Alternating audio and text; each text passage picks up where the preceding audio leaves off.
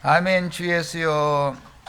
지나간 한 주간 동안 이런 모양 저런 모양으로 잘 지켜주셨다가 오늘 또 모임에 참여할 수 있도록 우리 마음을 움직여 주셨고 모든 여건을 배려하셔서 오늘 말씀이 증거되는 교회 모임에 함께 모일 수 있도록 축복해 주신 것 감사합니다. 세상이 좀 소란하고 그렇지만 우리도 같이 거기에 따라서 뭐 이렇게 흔들리고 그럴 필요는 없지만 주님께서 속히 이 심판의 손을 거두실 것을 간곡하게 기도할 수밖에 없습니다. 자, 우리는 앞으로 일요일 모임도 정상적으로 모일 수 있도록 주님께서 이런 어려움에서 다 벗어날 수 있도록 모든 여건들을 배려해 주실 것을 기도합니다. 아멘. 자, 엊그제 자료 해드렸었고 자료 다 가지셨죠? 예. 지난번 그 마지막 시간에 계시록 5장까지 그 요약 말씀을 같이 나눴었죠. 오늘은 이제 계시록 6장 말씀으로 들어가니까 6장 문인의 성경을 펴놓고 이 자료를 보도록 합니다. 이것은 각 장의 중점만을 지금 다루고 있는 거예요. 그런 다음에 이제 그 내용 그 강의 말씀으로 들어가면 훨씬 이해하기가 쉽죠. 흐름을 무슨 잡아야 되니까. 계시록 6장은 4장 앞에 4장은 내용이 뭐였죠? 하늘 보좌에 사도 요한이 성령의 감동을 받아서 올라가 가지고 보좌 가운데 계신 메시아와 보좌 주위에 있는 지천사들 네 생물들 24장로의 인도를 따라서 구속자이신 주님을 찬양하는 내용이 4장에 썼어요. 그 4장의 그거는 이상으로 보여준 거예요. 실제는 지금 요한이 지금 반모섬에 지금 유배 중에 있는 중이에요. 요한이. 그것은 이제 육신의 일이고 영으로 이상을 봤다는 거예요. 4장에서 그런 이상을 봤는데 4장의 이상을 이루기 위하여 봉인된 책을 열기 시작하는 내용이 6장이죠. 6장 보면은 6째 인까지 인을 떼는 말씀이 나오죠. 계시록은 7인, 그 다음에 7나팔, 그 다음에 7대접, 이 큰 중심 주제라고 할 수가 있어요. 근데 이제 이 인을 뗀다라는 말은 봉함된 말씀을 여는 것을 의미하는 것이지만 구약 성경에는 12보석의 이스라엘 12지파의 이름을 금강석 철필로 새겨넣는 것, 인을 새긴다 이렇게 구약 성경에는 번역이 됐죠. 이것은 그 보석 돌판에다가 보석 돌에다가 어떤 이름을 새기려면 그냥 쓰는 것이 아니니까 새기려면 보석을 파낼 수 있는 칼이야 되니까 그래서 금강석 철필이라고 그랬어요. 그걸로 이스라엘 12지파의 이름을 이렇게 탁탁탁탁 긁어가지고 그걸 새겨넣는 거예요. 왜 그 석공들 보면은 긴 글자도 비문 이런 것도 또 시가 뭐 이런 것도 색이잖아요. 그렇게 하는 이제 고대로부터 그런 석수쟁이들은 그런 기술들이 있었다는 거죠. 그런데 그것은 보석돌이라는 것은 구속받은 사람의 신비를 상징하는 거기 때문에 사람의 구속받은 사람의 신비에 주의 성령께서 그분의 형상과 모양으로 새 창조물이 되도록 이름을 새겨 놓는 거예요. 그래서 어린 양의 생명책에 우리 형제 자매님들의 이름이 농명이 된다, 이렇게 계시록 이렇게 했는데 새겨진다 이 말이에요. 새겨지는 거예요. 그러니까 말씀을 가르치는 증인들은 가만히 듣고 보면은 헛얘기 또 하는 것 같고 헛얘기 또 하는 것 같고 그 자리를 자꾸 파니까 그러는 거예요. 그렇게 할 수밖에 없어요. 그런 것 보고 인친다 그래요. 신약에서는 주의 이름으로 보내신 진리와 생명의 성령께서 형제 자매님들의 신비에 그분 자신의 이름과 형제 자매님들의 이름을 연합시키기 위해서 이게 인을 새겨놓는 것을 상징하는 거예요. 자, 그러니까 봉인된 책을 열기 시작하는데 첫째 인부터 여섯째 인까지가 계시록 6장 내용이죠. 본인의 성경책 다 지금 얼른 보셨죠? 예, 이제 7장으로 갑니다. 7장은 땅을 해치는 바람천사들, 네 바람, 네 천사, 네 바람이죠. 사방의 바람을 네 천사로, 이것은 지난번에 그 스가랴서에서 인용을 했던 거 읽었었기 때문에 기억이 날 거예요. 그런데 거기서 네 말이라고도 했죠. 예. 말로 표현을 할 때는 말은 육체에 대한 육신의 힘, 성경에 말이라는 말이 나오면 어떤 권세, 힘, 능력 이런 걸 말하는 거예요. 그래서 지금은 물론 지금도 그렇습니다. 뭐 어떤 엔진 만들 때 몇 마력 이렇게 말을 하죠. 말 한 마리의 힘이 몇 마리의 말의 힘이 이 동력을 낼 수 있다. 그런 뜻으로 마력이라고 그래요. 그 이제 말 얘기가 나면 마병되니 뭐 말이니 이런 얘기가 나오면 모두 나도와 형제가 지금 겉모양은 하나님이 눈으로 볼 때는 말이다 이거 육체의 힘이야. 그런데 지금 뭐 이제 뭐 몇 년 전부터 이제 병분해셔가지고서 뭐 이제 마력도 없어 지금 비실비실하는데 뭐 영역으로 사는 거지. 우리 형제 자매님들도 모두 악령들은 그 말을 통해서 강력하게 역사를 하는 거고 말 얘기가 나오면 선한 천사 얘기가 아닌 거예요. 그건 악의 영들이 이렇게 운행 힘으로 그 악마의 세력, 권세가 이렇게 역사된다 온 땅에 이제 그런 걸 말할 때는 말로 표현을 하는 것이고 여기서는 하나님의 종들의 이마에 인을 치는 네 바람천사, 바람이라는 건 영을 말하기 때문에 창세기에서도 아담 부부를 찾아오실 때 무화과나무 잎으로 치마를 해서 입고서는 동산의 나무들 사이에 무화과나무 사이에 이렇게 숨었다는 거잖아요. 그런데 여호와께서 오실 때 바람이 불 때 오셨다 이렇게 돼 있어요. 그래서 예수님이 이제 그 말씀을 인용할 때는 거듭나는 것을 니고데모에게 말씀을 하실 때 바람이 임의로 불되 어디로부터 와서 어디로 가는지 너희가 그걸 모른다 이제 그런 말을 했어요. 예수님이 지금 바람과 함께 오신 여호와였던 것이죠. 그런데 무화과 나무 아래에 숨어있던 니고데모는 부름을 받고 가리지 않고 그냥 나왔고 참 이스라엘 사람이다 라고 그랬잖아요. 니고데모 보고는 니고데모가 아니라 나다나엘이지.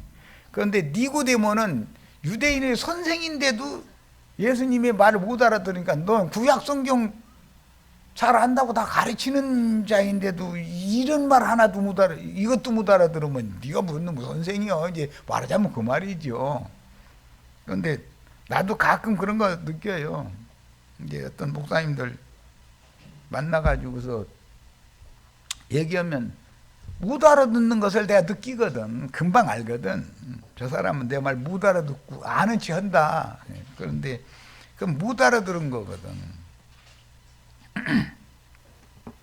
영의 흐름이나 영의 움직임에 대해서 전혀 이해가 없는 것은 그냥 마력만 갖고 있는 사람이지. 그게 유다서에서는 육에 속한 사람이고 성령은 없는 사람이다, 이렇게 표현이 됐죠.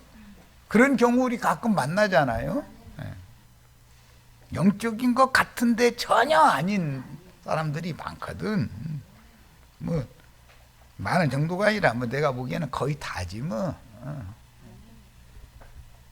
세속교회 목사들 애써서 전도하셔서 여기 데려다 놔도 이런 말씀 나누면 못 알아들어. 뭔 소린지. 그러니까 그게 전혀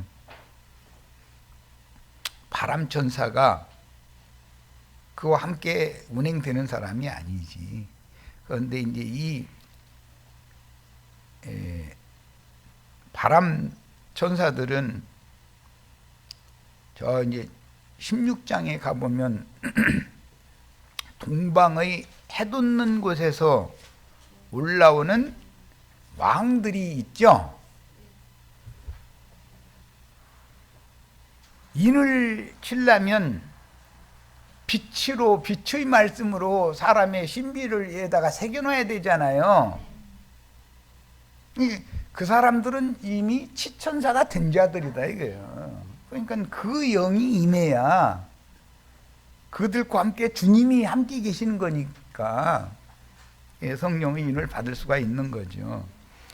이 7장은 뭐 구약 성경 있다 보면 에스겔 9장에 보면은 예루살렘에서 우상 숭배하는 자들을 인하여 애통해 가면서 우는 사람들의 이마에다만 서기관이 이게 인을 쳐주잖아요.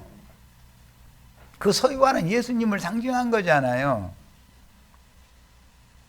오늘날 기독교계를 현상을 볼 때 너무 안타까워하고 애통해하는 사람들이 그게 인맞은 사람들이라는 것을 예표로 할 수가 있는 거예요. 여기 이제 인을 이렇게 치는데 이마에 인치기까지 땅이나 바다나 나무들을 해치지 말아라. 그렇게 나오죠. 그게 3절, 7장 3절에 여기 말하는 하나님의 종들의 이마에라는 것은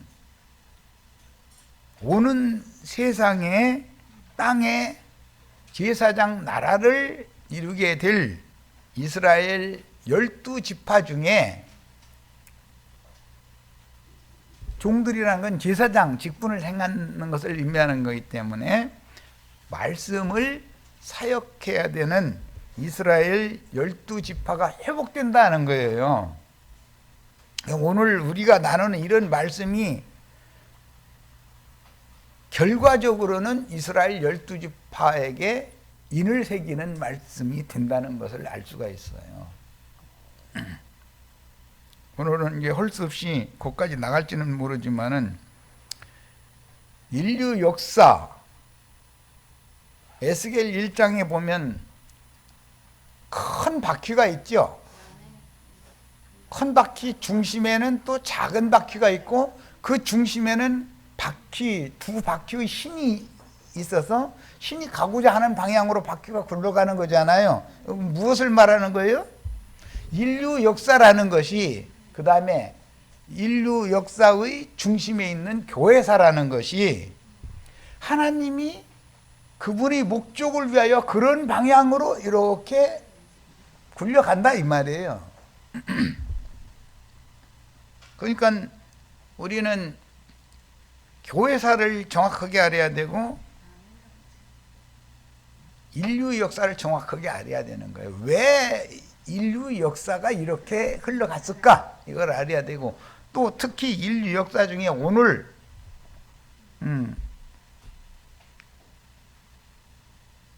강대국인 미국이 이쪽의 아시아 쪽의 강대국을 인 중국을 괜히 싸움을 걸잖아요? 그럼 이게 좋지 않은 조짐이죠.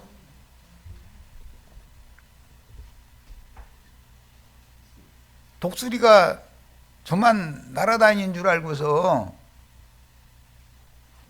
용을 자꾸 약 올리면 용도 승질나면 용도 날아다녀. 그런데 그걸 모르고 있어. 그런데 나는 다 봐. 그게 다 보여. 그게 영의 세계잖아요. 그러면 미국과 중국이 3차 대전을 일으키는 원인이 되겠죠. 그런데 진짜 원인은 미국이 자꾸 해쌓는 거예요. 그러면 중국이 가만히 있지를 않지.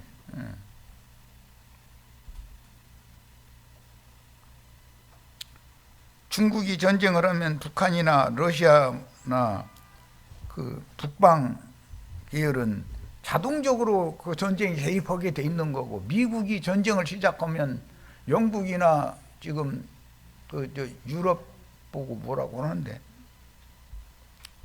유럽 연합과 뭐 일본, 우리 한반도 같으면 남쪽은 미국 측, 북쪽은 중국 측 해가지고서 이게 이 아시아 쪽이 인구가 제일 많이 살아. 여기 인구 집중 지역이요.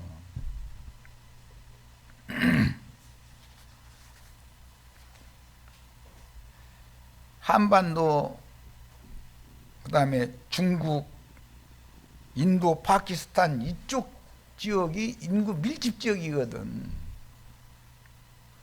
3차 대전이 일어나면 아시아 이쪽이 그야말로 쑥대밭 되는 거예요. 이제 피해가 훨씬 더 크겠죠, 당연히. 그러고도 뭐 이제 살아남으면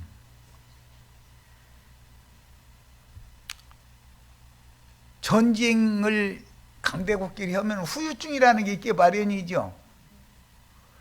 내관이 물불 안 가리고 입으로 싸우는 내어간이 전쟁이야. 뭐 남편이 뭐 주먹으로 할 리는 없고, 주먹으로 하면 남편 못 당하지. 그런데 주먹으로 하면 벌써 헤어졌지.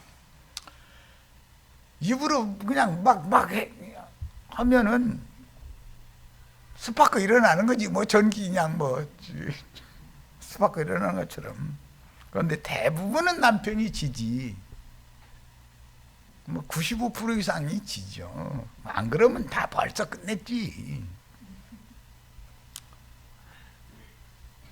그런데 그러고 나면 그걸로 딱 끝나야 되는데, 이제 전쟁이 끝났으면, 그런데 아내가 말을 3일이나 일주일을 안 하려고 그래. 그러면 남편도 입 다물죠.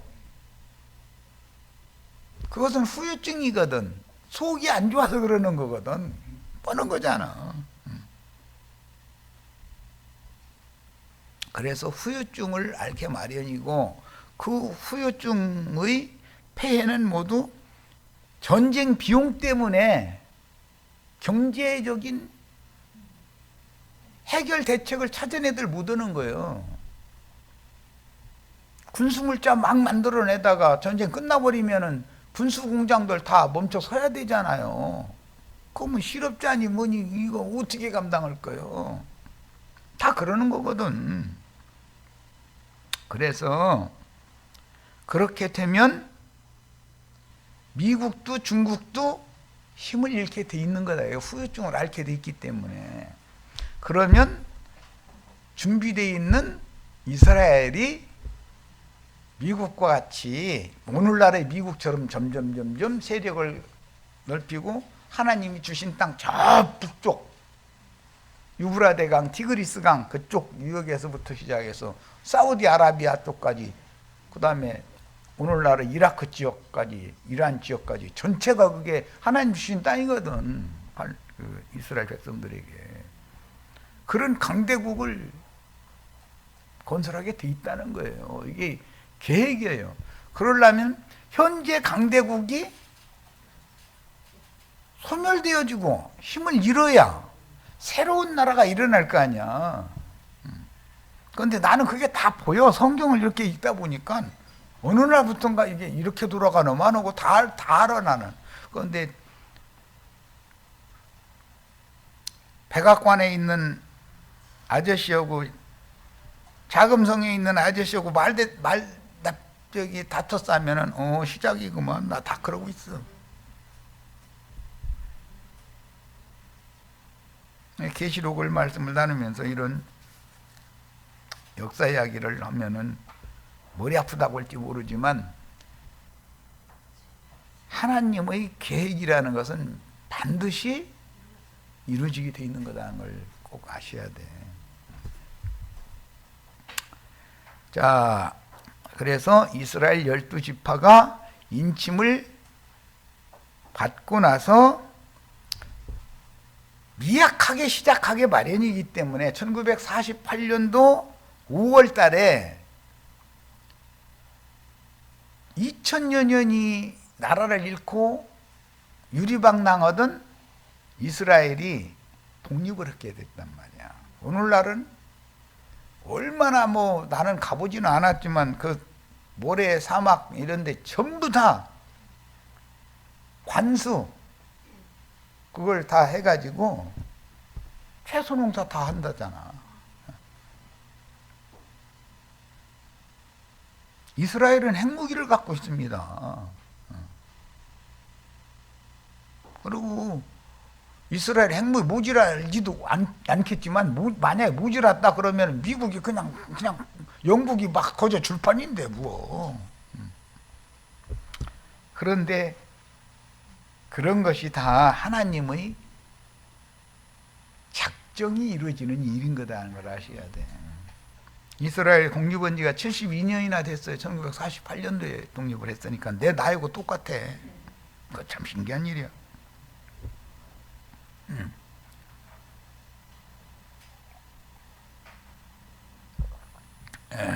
지금 힘을 기르고 있는 거잖아요. 힘을 비축해 나가고 있는 거잖아요. 미국과 중국이 큰 대전을 일으킨 다음에 전쟁 후유증으로 쇠퇴해지기 시작하면 그건 일어나거든. 그런데 성경의 노아의 후손 중에 보면 셈족이 하나님의 축복의 근거예요. 야벳 족은 셈의 장막에 일시적으로만 거하는 거예요. 그래서 셈족이라는 게 이게 아시아계 사람들이거든. 아시아의 저쪽 서쪽 끝인 중동 지역을 이스라엘이 주도권을 잡게 만들고 아시아의 맨 동쪽 끝인 우리나라도 3차 대전이 지나고 나면 미국과 중국이 쇠퇴하면 통일되게 돼 있어. 하기 싫어도 힘을 얻게 돼 있어. 내 바람은 사실은 압록강, 두만강 건너 만주 지역까지도 옛날 고구려의 영토까지 다 차지할 가능이 굉장히 많다. 나는 그렇게 보고 있어. 그런데 또 이건 내가 우리나라를 너무 좋게 생각해서 그런지는 이제 모르지만 그렇게 해서 신세계가 재편되는 때가 곧 온다는 것을 이건 우리는 알고 있으셔야 돼요. 양쪽 끝에다가 전 세계의 축을, 전 세계를 지배할 수 있는 양대 축을 지금 서양과 동양에다 줬었던 것처럼 아시아의 서쪽 끝과 동쪽 끝에다가 딱 하나님의 계획이라니까 이게. 3차 대전이 일어나면 물론 해양 대국으로 나가는 것도 중요하지요. 그렇지만 우리는 중국, 러시아 쪽으로 북방으로 나가는 것을 오는 새 세계에서는 철도 같은 걸 통해서 고속도로 이런 걸 통해서 모스크바 유럽 쪽으로 이렇게 통행할 수 있는 그런 시대가 반드시 와. 네. 이것을 꼭 믿고 계셔야 돼. 하나님이 하시는 일은 모르는 거예요. 사람들이 너무 그런 생각을 않고 뭐 계시록 이런 것을 사람들이 계시록 말씀 이런 거에 대해서는 모르거든. 그냥 관심이 없는 거예요. 더구나 앞으로 될 일에 대해서 이런 것을 잘못 얘기하면 큰일 나기 때문에. 그렇지만 하나님의 뜻은 반드시 이루어진다. 셈족이 하나님의 복의 근거인 것이지 야벳 쪽이 근거가 아니에요. 야벳 쪽은 셈족의 장막에 와서 의탁할 수밖에 없게 돼 있는 거예요. 미국 사람들 와서 한국 사람들한테 와서 무릎 꿇는 날 반드시 와. 난 이거 믿고 있어. 예. 미국, 일본, 내가 그래서 괜히나 그런 작년에 그 겨울에 저 성족이 뭐 이런 거 들고 나와서 흔드는 사람들 보고 저 사람들 내가 볼 때는 너무 계시가 없는 사람들이야. 이스라엘과 우리 한반도는 오는 새 세계에서는 전 세계를 주도하는 그런 나라 같아요. 그렇게 되려면 해양으로도 나가지만 서양 쪽으로 나가야 물건 팔아먹고 그러니까. 그러나 반드시 북방 쪽으로 나가게 돼 있다.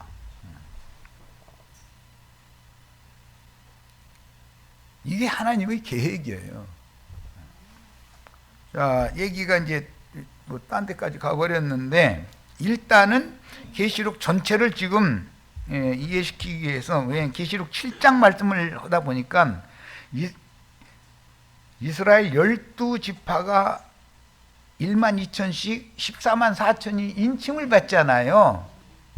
이것은 하나님의 성령의 인을 친다라는 말은 신앙을 회복시키는 것을 말하는 것인데 이미 준비가 돼 있다는 거예요. 이스라엘 1948년도에 독립이, 이스라엘이라는 나라가 AD 105년에 로마에 의해서 멸망받았잖아요. 그런데 2000여 년이라는 시간 동안 그런 학대를 당하고 이방의 흩음을 당하고 큰 고통을 받았는데 2차 대전 때 게르만의 나치스한테 어마어마하게 당하고 나니까 시온주의가 다시 정신이 깨난 거예요. 그렇지 않으면 깨나질 않는 거예요. 우리 같은 민족이야 뭐 이러고 그냥 살아남는 것만 해도 감사하지, 이런 생각을 갖고 있고 느슨하지. 그런데 하나님의 생각은 딴 데가 있거든. 족치면 정신 차리게 돼 있어. 그래서 그런 일이 있었던 거예요. 2차 세계대전 이후 그 나치스의 박해를 받고 나니까 시온주의가 발흥이 되다 보니까 이스라엘 나라라는 걸 세우게 되잖아요. 그런 일이 없었으면 이스라엘 나라 회복이 안 되는 거예요. 그러니까 사람의 편에서 볼 때는 어마어마한 어떤 정치적인 박해를 당하고 그런 걸 보면 가망이 없어 보이죠. 그런데 그렇지 않아요. 이건 전부 영의 문제예요. 영이 잠들어 있고 죽어 있기 때문에 그걸 깨우느라고 그렇게 하신 거예요. 아시아의 서쪽 끝에서는 이스라엘이 그렇게 당했고 아시아의 동쪽 끝에서는 일본한테 우리가 당했어요. 그렇지 않으면 우리가 깨어나지를 못해요. 그러니까 일본한테 우리가 당한 것만 생각해도 안 되는 거죠. 우리 지금 정신이 깨나잖아요. 제일 중요한 것은 영이 살아나는 거예요. 인간들의 정신이. 그래서 이것은 예수님이 이미 예언한 말씀인데 마태복음 12장 32절이나 23장 29절이나 누가복음 12장 10절, 로마서 11장 15절, 계시록 20장 5절 등에 보면 말로 인자를 거역하면 사면받을 수가 있다 그랬어요. 그때 당신은 예수를 죽이지만 영이 되어서 지천사들과 함께 오시는 그 성령을 받아들이게 돼 있는 거예요. 이것이 성경에 기록된 얘기를 하는 거예요.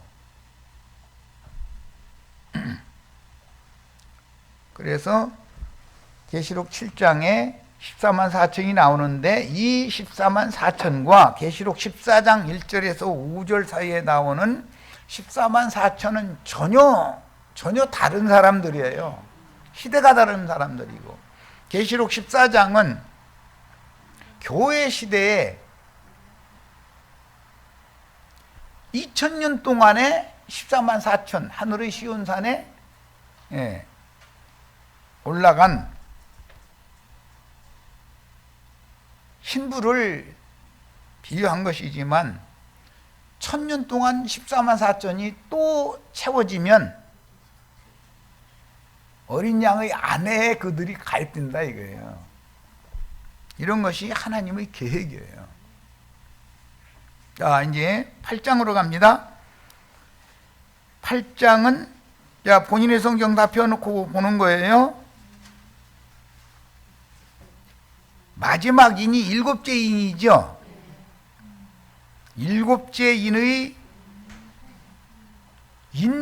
마지막 것은 나팔로 나오는 거예요. 나팔로 연결이 되는 거예요. 나팔 중에도 마지막 나팔, 일곱째 나팔은 일곱 대접으로 그 내용은 구성이 되는 거예요. 일곱째 인은 일곱 나팔로 구성이 되는 거예요. 일곱째 나팔은 일곱 대접으로 구성되는 거예요. 항상 시작과 끝을 잘 아셔야 돼. 예수님이 창세로부터 감추인 천국의 비밀 봉함된 책을 맨 먼저 마태복음 13장에 보면 예수님이 띄기 시작했죠. 그 다음에는 사도들을 보내서 두 번째인 떼기하고 이런 식으로 해서 오늘 우리에게까지 왔다 이거예요. 지금 마지막 나팔은 마지막 인을 떼는 종을 보낸다는 뜻은 일곱 나팔을 부는 시대가 왔다는 뜻이에요. 예수님부터 나팔을 부는 거였었지만은 마지막 나팔 내용은 모든 앞에 있었던 모든 역사적인 사실이 반복되는 것이기 때문에, 영적으로 이루어지는 것이기 때문에 계시록 우리 1장 시작 때 계시록은 모두 표징으로 되어 있는 거다 말씀드렸어요. 이 표징이 계시록 16장에서 일단 종결이 되는 거예요. 땅과 바다에 하나님의 심판이 일곱 대접 심판이 마지막까지 부어지면 예수가 죽는 것으로서 구약 성경이 종결되고 성령이 오시는 새 시대가 시작이 되죠. 이방인의 때가 시작이 되죠. 계시록 16장까지 가면 이방인의 때가 일단 종결이 된다 이 말이야. 그것은 내가 지금 미리 말씀드린 거예요. 이방인의 때가 종결될 때 역사적으로는 3차 대전이 일어나는 거예요. 심판이 종결된다 이 말이야. 땅과 바다에 불대접이 쏟아 부어져 버리는 거예요. 그리고 나서는 17장에서 다시 소급을 해. 17장에는 많은 물 위에 앉은 음녀 얘기가 나오죠. 그것은 베드로가 로마에 가서 세운 교회가 그 로마의 황제가 교회를 기독교로 공의를 하면서 그때부터 이제 로만 캐톨릭이라는 것이 시작이 된단 말이에요. 그게 1000년을 가는 거예요. 영화 로마의 영화가 1000년이요.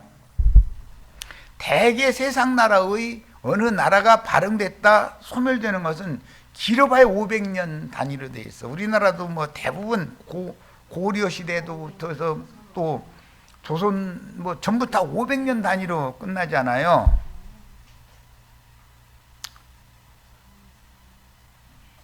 결국은 로마 시대 때 예수님이 오셨는데 그 로마가 천년영화를 누렸다 이거예요. 500년 후에는 서로마와 동로마로 나눠져서 500년을 더 가게 됐었던 것이죠. 그런데 그런 것이 우연의 일이 아닌 것이다. 역사의 수레바퀴를 바퀴 중심에 있는 작은 바퀴, 교회사에 이제 그 작은 바퀴를 굴리는 두 바퀴의 축이지. 예수 그리스도의 성령이 바퀴의 중심에 계시가 그분이 인도하는 대로 굴러가는 거예요. 나 개인의 인생도 내가 이렇게 하면 무엇이 어떻고 다 사람들은 그 생각을 해요. 그런데 그렇지 않아요. 하나님께서 그 사람에게 그런 생각을 넣어주고 그것을 추구하게 하고 그것을 그렇게 간절히 원하게 만들고 소원을 먼저 넣어주는 거예요. 그러면 사람은 육신의 몸을 통해서 그걸 향해서 지향을 해가서 일생을 그렇게 살게 돼 있는 것이거든요.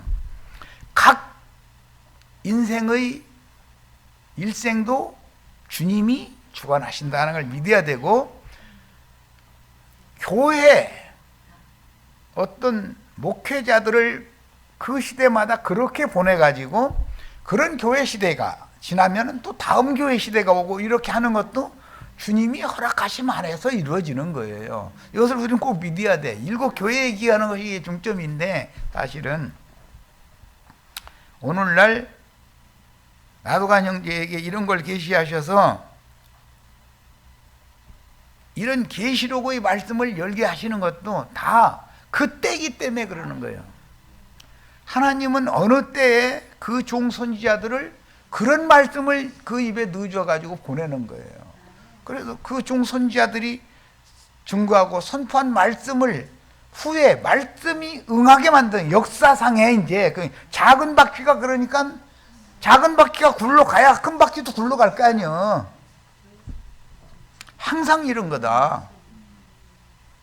그래서 심판도 작은 바퀴인 하나님의 집 교회로부터 심판이 시작돼서 세상 나라가 심판이 최후로 오는 것이지 무조건 세상 심판하는 게 아니에요. 그런데 이런 걸 너무 몰라 사람들은.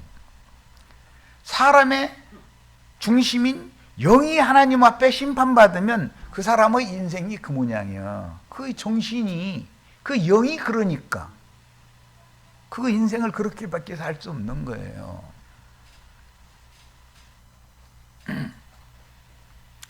자, 이제 8장으로 갑니다. 일곱째 인의 내용 중 첫째 나팔부터 넷째 나팔까지가 8장에 계시록 8장에 기록이 되어 있죠.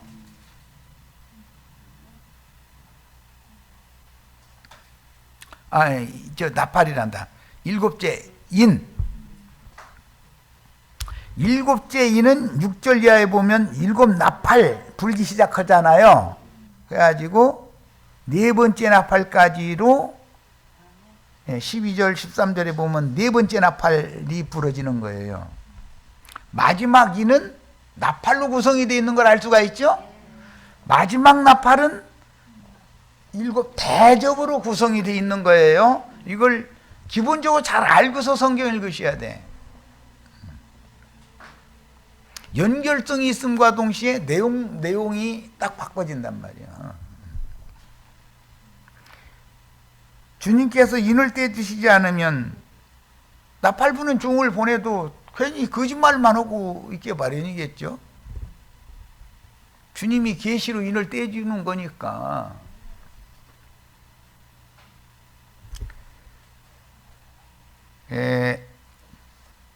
계시록 1장 1절부터 3절 엊그전에 강조해서 했는데 그 내용은 또 한 번 읽겠습니다. 계시록 1장 1절로 3절을 다시 읽는 거예요. 지금 이 시간에 나누는 말씀에 대해서 이해를 시키려고 그러는 거예요. 우주 역사, 인류의 역사가 왜 이렇게 움직였는가?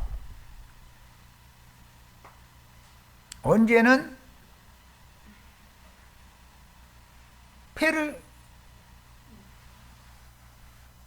바벨론 시대, 로마 시대, 다음에 에스파니아 시대가 왔죠. 로마교가 스페인이나 포르투갈 그 무적함대라고 그래가지고 해양대국이었잖아요. 그런데 그걸 통해서 남미, 중미, 필리핀, 동남아시아 쪽까지 로만 카톨릭이라고 하는 것을 서로마교를 전파를 했다 이거예요. 그런데 로마의 1000년 역사 중에 500년 이후에 콘스탄티누스라고 하는 사람이 콘스탄티노플이라고 하는, 오늘날로 말하자면 지중해 그 좁은 바다 아시아 쪽으로 가는 흑해, 바로 거기에 원래는 비잔티움이라고 하는 작은 소도시가 있었어요. 그런데 거기 경치도 좋고 군사적 요충지고, 이게 유럽에서 아시아 쪽으로 배로 이렇게 가는 것은 제일 관문이잖아요, 거기가. 그러니까 콘스탄티누스라는 로마 황제가 거기 와서 보고, 야, 여기다 신도시 세워야 되겠다 해가지고 그 비잔티움이라고 하는 마을을 확대. 우리나라도 그 박 대통령이 일산 신도시 세웠잖아요. 그런 것처럼 확대해가지고 자기 이름을 따서 콘스탄티노플이라고 하는 대도시를 세웠다 이거예요. 그리고 로마로 돌아가지 않고 거기 콘스탄티노플에 왕궁도 짓고 뭐 성전도 짓고 뭐 이런 식으로 해가지고 국교로 삼은 사람이니까, 그래서 동로마교로 나눠지게 된 거예요.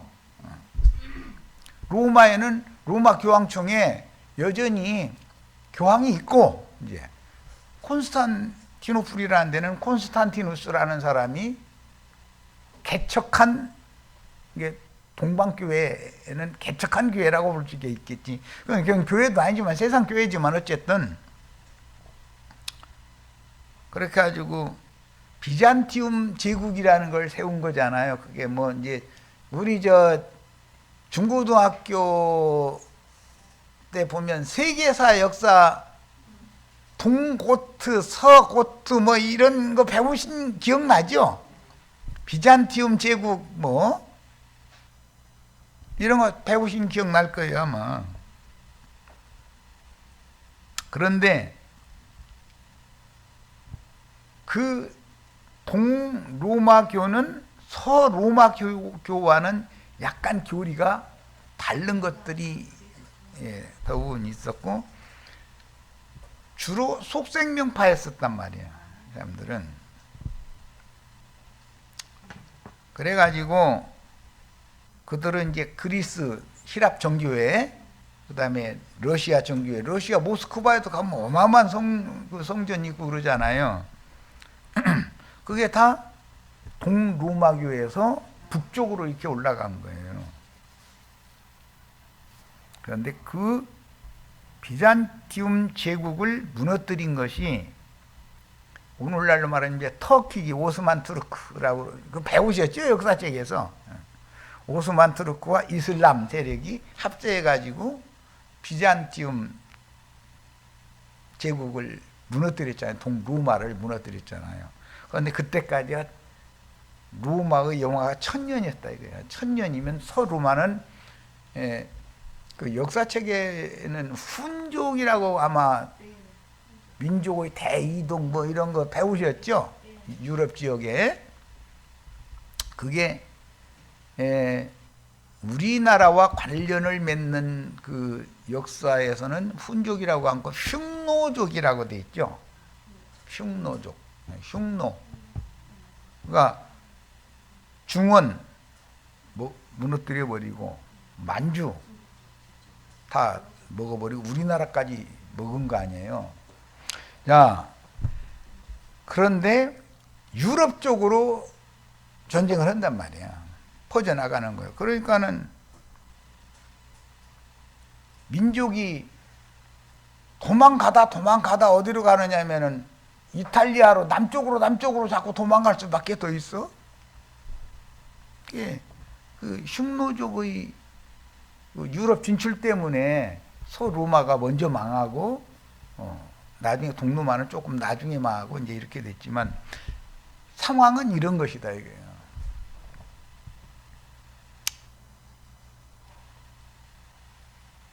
그런 그 역사의 흐름에 대해서 기본적으로 어느 정도는 아셔야 돼. 뭐 아이 때, 뭐 중고등학교 때 배운 거 지금 얘기해봐야 뭐 다 알지는 못하겠지만 그러나 그런 역사의 흐름이 있었었다. 그런데 서로마교가 에스파니아 쪽으로 전파를 먼저 했기 때문에 바울 사도도 그쪽에 가기를 그렇게 원했었죠. 그런데 그때 에스파니아는 해양대국이었다. 그건 그 사람들이 우리는 뭐 바다를 향해서 막 나갈 거야 그래서 한 게 아니에요. 하나님이 다 계획대로 움직이는 거지. 그런데 영국의 넬슨 제독한테 영국과 스페인이 전쟁해가지고 무적 함대라고 했던 스페인 포르투갈 해군 군함 함대가 영국 군함들한테 작전으로 줘버린 거잖아요. 넬슨 제독이 그 스페인의 그 무적 함대를 무찔러 버렸잖아요. 그 다음부터는 영국한테 하나님이 자꾸 힘을 실려주다 보니까 영국에서 미국으로, 미국에서 그 다음에 그 위에 캐나다 점령하고 호주 지역까지 가는 태평양과 남태평양과 대서양과 완전히 영국이 힘을 얻고 나니까 해가 지지 않는 나라라고 그랬잖아요. 동쪽에도 심지어 홍콩이나 마카오나 이런 데까지 다 중국이 지배하고, 영국이 지배하고 있었어. 영국이 총독을 보내서. 그러니까 해가 질 수가, 동양에 해 떠올라오면 서양에 해 지는데 한쪽에는 해가 져도 한쪽에는 해가 떠오르니까 해 지지 않는 나라라 그랬어. 그런데 1차 대전, 2차 대전을 거치면서 영국에 의해 세워는 미국이 세력을 얻게 된다 이거예요.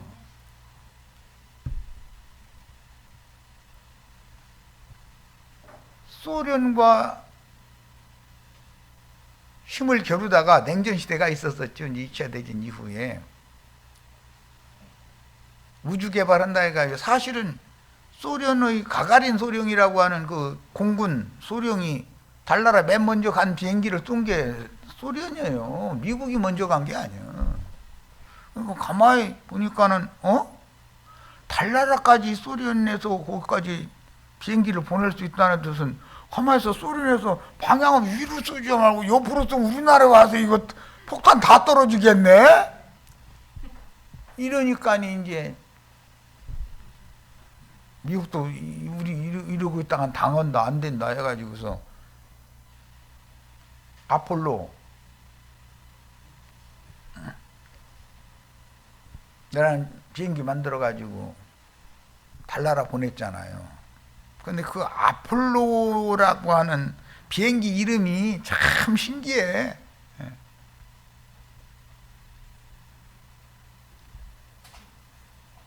그 아바돈, 뭐 이제 우리 번역에는 이제 개혁 번역에 이제 계시록이라고 했는데 그게 아폴론이에요. 파괴자라는 뜻이에요. 원래는. 그 뭐 스타워즈 이런 데 보면 아폴로 비행기 막 날아다녔었잖아요. 난 뭐 주님 은혜로 미국 가서 휴스턴 가서 우리 아들이 놀러 가자고 그러더니 거기 데려다 주는 바람에 이야, 참 대단하더만. 미국 사람들 참 대단한 걸 내가 그때 알았어. 아폴로 비행기도 내가 보고 왔어요. 달나라 갔다 온 비행기.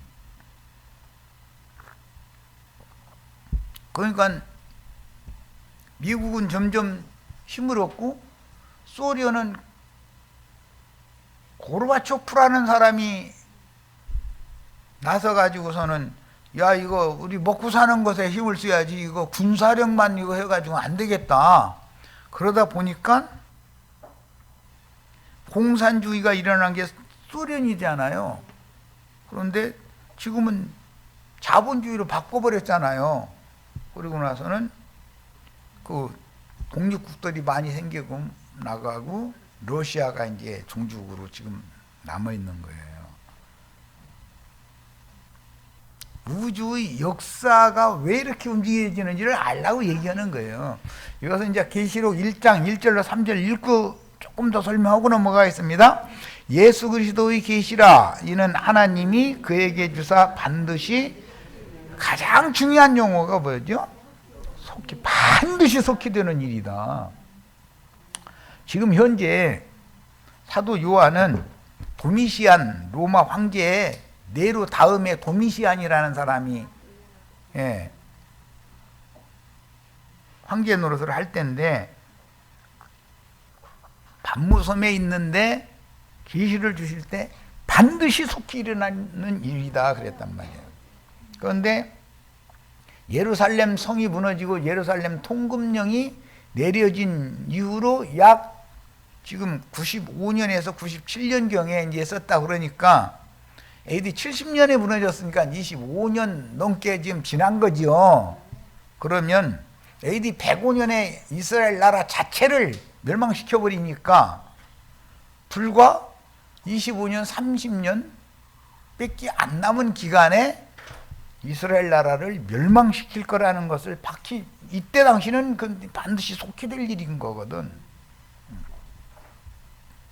먼저는 그러니까 작은 바퀴를 상징하는 예루살렘 성과 성전이 먼저 파괴되고, 그 다음에는 그 성전에 모이는 것이 이스라엘의 신앙, 유대교의 특징이잖아요.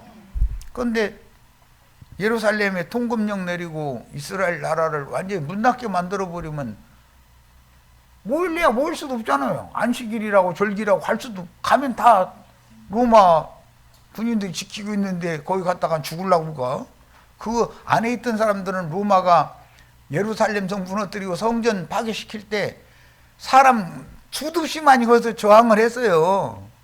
대제사장을 따라서. 그랬는데 다 굶어 죽어버렸더라는 거예요.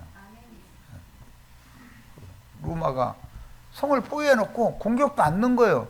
감히 하나님의 임재처소라는데 어떤 장수한테, 티투스라는 장수한테 이제 명령해서 그 이제 진격을 시킨 건데, 진격을 않고 그냥 포위만 해놔두고 저항하는 세력이 하나도 없다 싶은데도 못 들어가, 무서워서. 그러다가 너무나 조용하니까 이상하네 싶어가지고 군대를 보내봤더니 다 굶어 죽어버리더라는 거예요. 물 떨어지고 식량 떨어지면 죽는 거거든, 성 안에 있는 자들은. 자, 이런 것이 표징이야. 세상 교회에 유명한 신부님이나 유명한 예배당 목사님이 하라는 대로 세상 교계에 남아있으면 굶어 죽게 돼 있어. 다 죽게 돼 있어.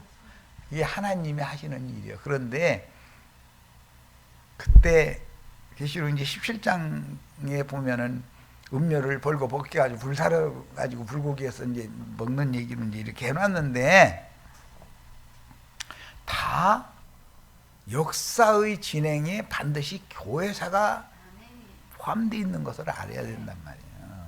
그런데 이게 사도 요한이 살아있을 때 반드시 그냥 속히 일어난 일이 아니라 반드시라고 그랬으니까 이것은 정녕 네가 죽으리라라는 말씀이 이렇게 실현되는 거죠. 지금 선악을 알게 하는 나무 실과를 따먹고 에덴 동산에 뱀이 들어와서 새끼를 쳐놨는데 에덴 동산에 나가라고 해도 안 나가면, 예루살렘 그 나팔 소리가 들리면 예루살렘에서 나가서 산으로 도망가야 살지요. 기독교계에 남아있으면 이렇게 되는 것을 표징으로 보여주는 거다 이란 말이에요. 똑같은 성경을 읽어도 나는 그렇게 보이니까 이렇게 해석하는 거예요. 또 중요한 말이 또 나옵니다. 그 종들에게 보이시려고 그의 천사를 그 종 요한에게 보내어 알게 하신 것이라. 요한이 알았으면 우리도 당연히 알아야 맞지요.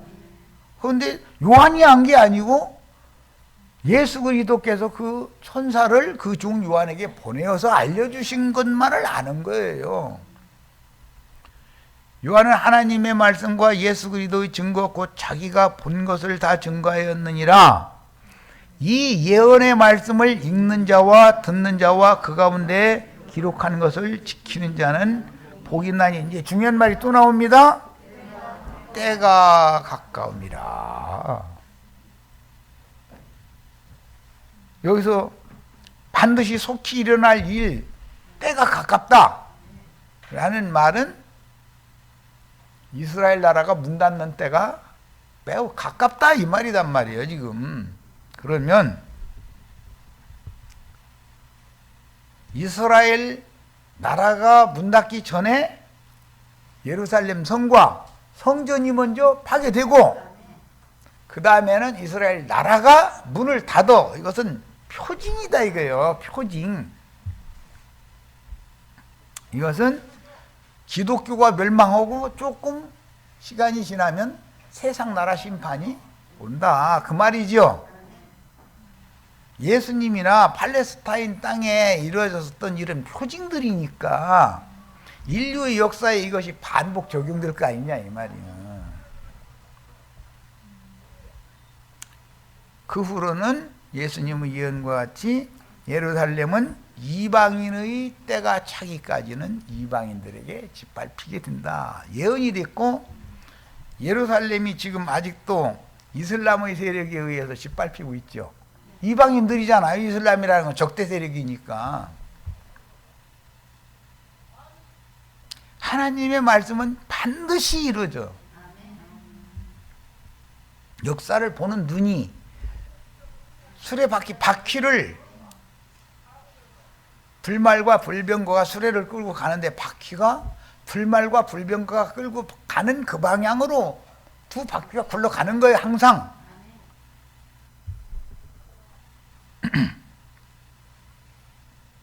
바로가 마병대를 이끌고 와서 하나님의 백성들의 길을 막았으지만 바로가 군대의 힘이 많다 해가지고 바로의 뜻대로 되는 게 아니에요.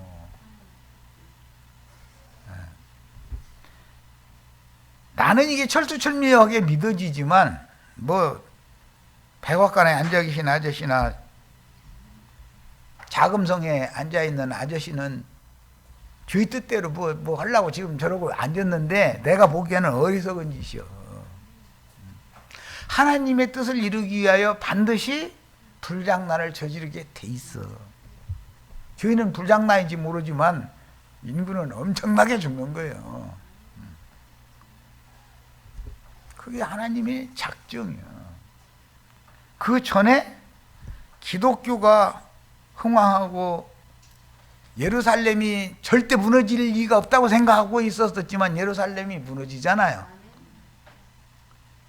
기독교가 절대 무너질 리 없다고 그러죠. 그러나 큰성 바벨론 무너졌다. 큰성 바벨론이요 하는 때가 반드시 온다는 거예요. 이것을 꼭 믿으셔야 돼. 그 다음에 세상 나라 3차 대전이 일어나면 그 3차 대전을 일으킨 종주국들, 같이 동역했던 나라들이 전쟁의 후유증에서 벗어나지 못하고 쇠락의 길을 가게 돼 있다는 거예요. 그러면 생각지도 않은 이스라엘 12지파 서쪽에는 이스라엘 나라를 새로 회복시키시고 동쪽에는 우리나라가 회복될 거예요. 이걸 꼭 믿으시길 바라요. 아시아의 양 끝에다가 오는 천년 왕국 시대에 당신의 뜻을 이룰 자들을 세우게 돼 있어요. 그런데 우리는 그때 살아남지 말고, 그때 살아남지 말고 교회 추수를 중결할 때 나랑 같이 가자. 나는 이걸 자꾸 증거하고 있는 중에. 자, 시간이 길어졌는데 기본적인 계시록의 흐름에 대해서 이해를 시키려고 이 얘기를 한 거예요. 저 시간 여기까지만.